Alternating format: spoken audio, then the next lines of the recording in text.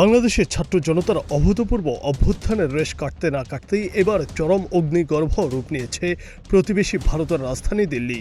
ছাত্র জনতার অদম্য হুঙ্কারে কেঁপে উঠল দেশটির পার্লামেন্ট ভবন। টিয়ারশেলের ধোঁয়া, পুলিশের সঙ্গে সংঘর্ষ আর লাখো মানুষের তোপের মুখে সৃষ্টি হলো নজিরবিহীন এক দৃশ্য।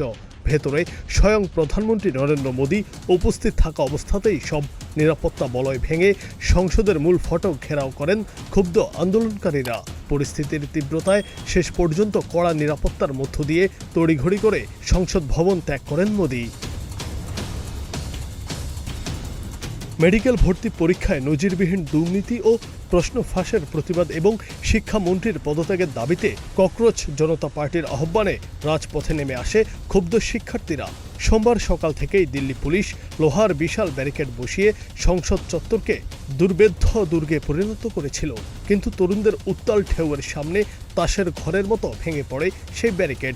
ধস্তাধস্তিতে রক্তাক্ত হন অনেকে, তবুও ব্যারিকেড উপড়ে আন্দোলনকারীরা পৌঁছে যান সংসদ ভবনের একদম দোরগোড়ায়।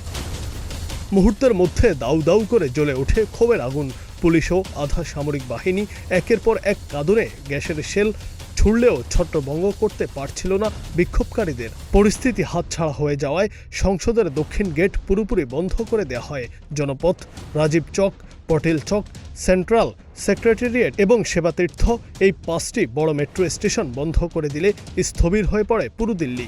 মাইলের পর মাইল থমকে যায় শত শত গাড়ি।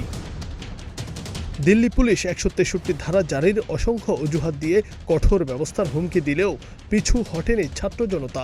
অবশেষে জনতার এই অপ্রতিরোধ তোপের কাছে নতি স্বীকারের ইঙ্গিত মিলেছে।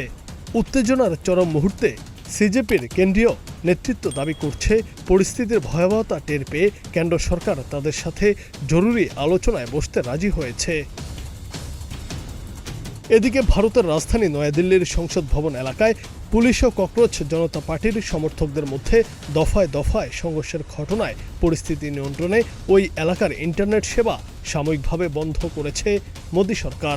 প্রশ্ন উঠছে, তবে কি শেষ পর্যন্ত শেখ হাসিনার মতোই পরিণতি হবে মোদীর? পালাতে হবে দেশ ছেড়ে?